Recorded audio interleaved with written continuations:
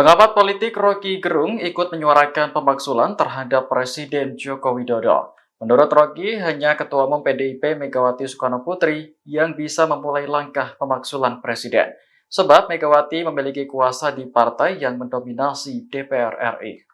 Hal itu disampaikan Rocky saat mengisi acara dialog publik relawan Amin Bugar di Tangerang Selatan pada Minggu 14 Januari 2024. Ia menilai bahwa Jokowi harus dimakzulkan secara konstitusional. Rocky berdalih bahwa pemilu 2024 tidak akan ada dampaknya apabila Jokowi masih duduk di kursi kepresidenan. Sebab Jokowi dianggap berpihak untuk memenangkan salah satu paslon. Rocky pun mengajak pendukung Anies Baswedan dan Caimin untuk ikut memakzulkan Jokowi dari jabatannya.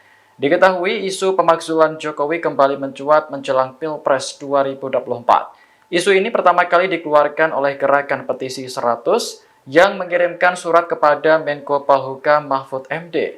Namun demikian, pakar hukum tata negara Yusril Iza Mahendra menilai petisi yang meminta pemakzulan Jokowi merupakan hal yang inkonstitusional. Sebab hal ini tidak sejalan dengan ketentuan pasal 7B Undang-Undang Dasar 1945.